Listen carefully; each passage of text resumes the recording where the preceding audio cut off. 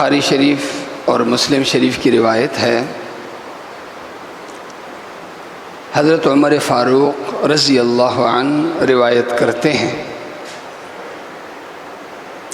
کہ میں مسجد نبوی میں آیا نوافل پڑھنے کے لیے، تو میں نے دیکھا کہ مشہور صحابی حضرت حکیم بن حزام کے بیٹے حضرت حشام نوجوان ہیں، وہ نوافل پڑھ رہا اور نوافل میں سورہ فرقان کی تلاوت کر رہا ہے۔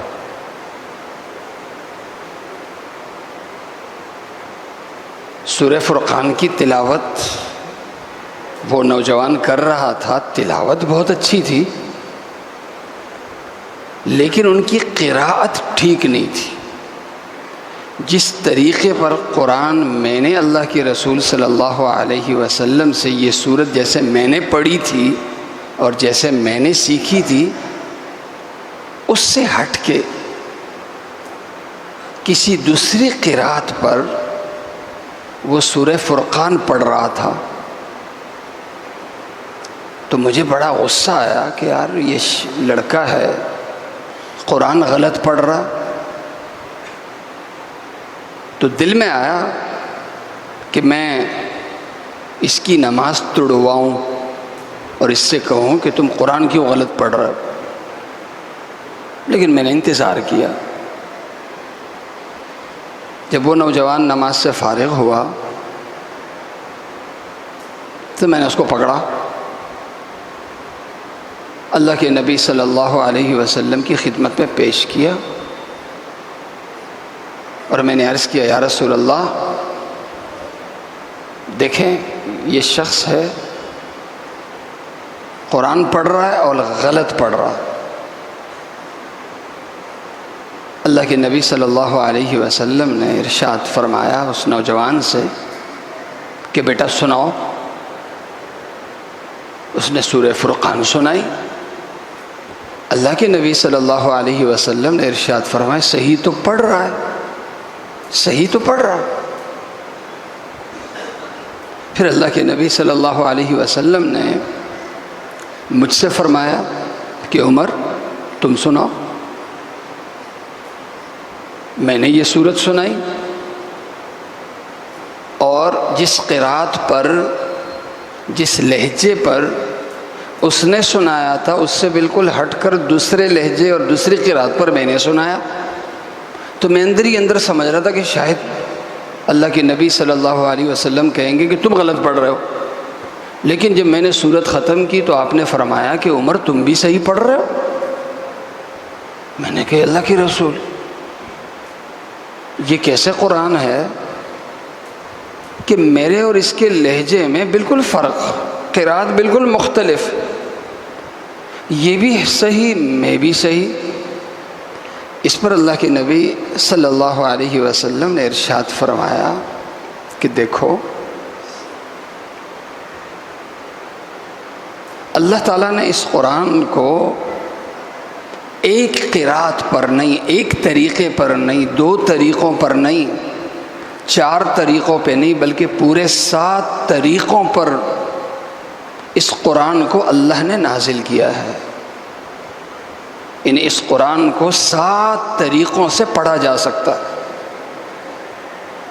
جیسے ہم لوگ اپنی بات اپنے مافی ضمیر کا اظہار جیسے مختلف زبانوں میں کرتے ہیں، کوئی اردو میں کرتا ہے، کوئی پشتو میں کرتا ہے، کوئی انگریزی میں کرتا ہے، اسی طرح یہی قرآن ہے، کوئی اس لہجے میں کر رہا ہے، کوئی اس لہجے میں کر رہا ہے۔ کتنے لہجوں میں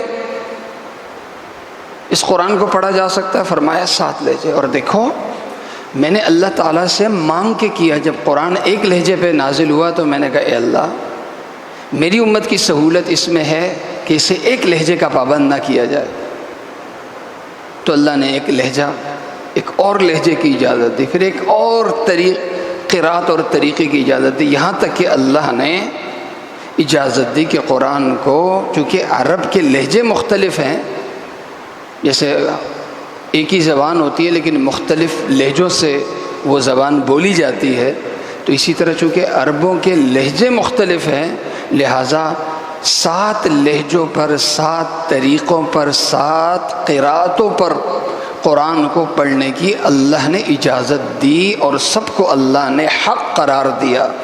پھر مجھ سے فرمایا عمر فَاقْرَؤُوا مَا تَيَسَّرَ مِنْهُ، جو تمہیں آسان لگے اس قرأت پر قرآن کو پڑھا کرو، لیکن جس قرأت پر تم پڑھتے ہو صرف وہی صحیح نہیں ہے، بلکہ وہ بھی صحیح اور باقی جو طریقے ہیں وہ بھی صحیح۔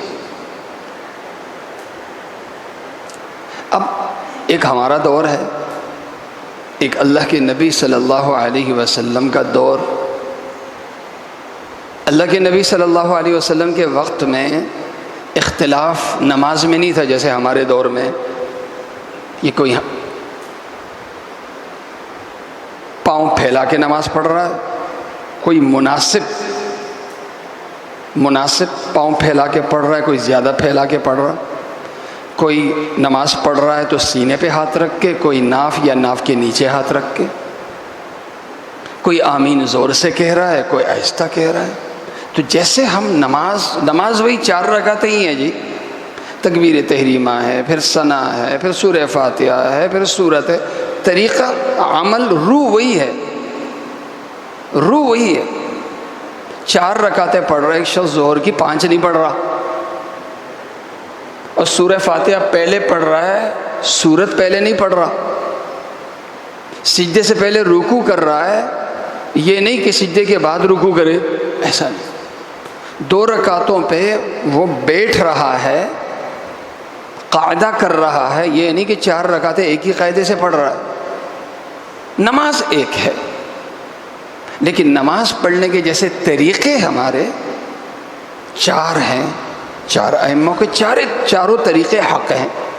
تو اللہ کے نبی صلی اللہ علیہ وسلم کے وقت میں یہ جو اختلاف تھا یہ قرآن میں تھا، کہ جیسے ہم نماز مسجد میں مختلف طریقوں سے پڑھتے ہیں، تو اللہ کے نبی صلی اللہ علیہ وسلم کے وقت میں لوگ قرآن مختلف طریقوں سے پڑھتے تھے، لیکن کوئی بھی دوسرے کے پڑھنے کو غلط نہیں کہتا تھا، غلط نہیں کہتا۔ تربیت ہماری کر دی کہ دیکھو جس طرح قرآن کے پڑھنے کا اللہ نے قرآن کے پڑھنے کی جس طرح اللہ تعالیٰ نے 7 طریقوں تک اجازت دی ہے، اسی طرح نماز ہے، نماز کے پڑھنے کی بھی اللہ نے 4 طریقوں سے نماز پڑھنے کی اجازت دی ہے۔ اور علماء کا اس پہ اجماع ہے کہ چاروں مذہب، چاروں مسالک حق ہیں۔ یہ شروع سے یہ چلا آ رہا ہے، اس پہ کسی کا اختلاف نہیں۔ ہم امام شافعی بھی حق، امام مالک بھی حق، امام مالک بھی حق، امام احمد بن حنبل بھی حق، سب حق۔ لیکن بدقسمتی سے کوئی 100-150 سال پہلے ہم ہی میں ایک ایسی جماعت پیدا ہوئی جنہوں نے کہا نہیں، نماز ہماری ہی ٹھیک ہے، باقی سب کی غلط۔ اور خصوصاً یہ فتنہ بڑا گرم ہو جاتا ہے جب عبادت میں گرمی آتی ہے۔ اب جیسے رمضان ہے، اب یہاں تراویح پڑھ کے نکلتے ہیں تو کوئی نہ کوئی فتنہ کھڑا ہوتا ہے، جو پارکوں میں نظر آتا ہے، یہاں وہاں نظر آتا ہے، جو آپ سے کہتا ہے تو 20 رکعت پڑھ کے آیا؟ جی جی۔ ابھی 20 رکعت کہاں ہیں؟ 8 ہیں۔ بھائی ٹھیک ہے، تو نے 8 پڑھی، میں نے 20 پڑھی، یار تو بھی ٹھیک میں بھی ٹھیک۔ نہیں، تو نے پڑھی کیوں؟ تو نے پڑھی کیوں؟ آپ بیٹھ، لڑائی شروع کر دی۔ یہاں سے ہمارے نمازی جاتے ہیں پارک میں، وہاں کوئی نہ کوئی 1-2 فتنے کھڑے ہوتے ہیں ان کے انتظار میں، سے کہتے ہیں جناب یہ بتاؤ، آپ نے امام جب کھڑا تھا تو نے اس کے دوران سنتیں کیوں پڑھی؟ پہلے فرض پڑھتا، اس کے بعد سنتیں پڑھتا، تو نے پڑھی کیوں؟ بتا۔ یہ لڑائی شروع ہو جاتی۔ اچھا یہاں پہ جاتے ہیں تو یہاں پہ اگر آمین زور سے آمین نہیں پڑھا تو جناب لڑائی ہو جاتی ہے کہ یہ کیا ہوا۔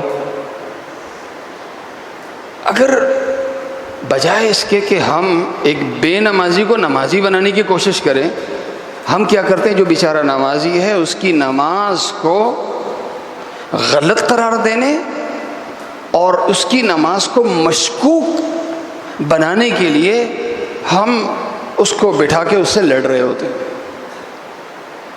اس سے لڑ رہے ہوتے ہیں۔ حالانکہ نماز پڑھنے والے کتنے ہیں پورے محلے میں؟ یا تو 1% ہے، یا 2% ہے، یا 4%، اور وہی آپس میں لڑ رہے ہوتے ہیں۔ اس لیے ہم ان فتنوں سے اپنے آپ کو دور رکھیں۔ کبھی بھی اس طرح کا فتنہ ہو تو آپ سیدھا سے ایک جواب دے دیں۔ وہ جواب یہ ہے کہ جناب دیکھو میں عالم نہیں ہوں۔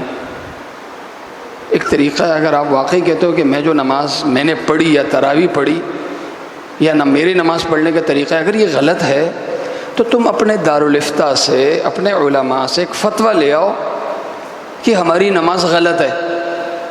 وہ فتویٰ میں اپنے مدرسے، اپنے امام، اپنے عالم کو دکھا دیتا ہوں، وہ پھر آپ کے علماء سے بات کر لے گا۔ علماء سے بات کر لیں گے تو مسئلہ حل ہو جائے گا۔ میں اور آپ یہاں پارک میں آئے ہیں واک کرنے اور میں اور آپ لڑتے رہیں تو یہ میرا اور آپ کا میدان نہیں ہے، تو اس طریقے سے مسئلہ صاف ہو جائے گا۔ ورنہ چائے کی دکان پہ جاؤ تو یہی بحث، پارک میں جاؤ تو یہی بحث، جہاں آپس میں 2-4 دیندار بیٹھے ہیں تو یہ بحث، اور اچھی داڑھی اور دین رکھنے والے، دین کے قریب، وہی آپس میں لڑ رہے ہیں۔ تو اس کی وجہ، اس کا سب سے بڑا نقصان یہ ہوا، سب سے بڑا نقصان کہ دیندار طبقے میں حد سے زیادہ انتشار آیا۔ جو دین سے دور ہے ان میں انتشار نہیں ہے، جو دین سے قریب ہے ان کے اندر انتشار آ گیا۔ وجہ غلطی دین کی نہیں ہے، غلطی میرے اور آپ کے رویے کی ہے۔ اللہ تعالیٰ مجھے اور آپ سب کو عمل کرنے کی توفیق عطا فرمائے۔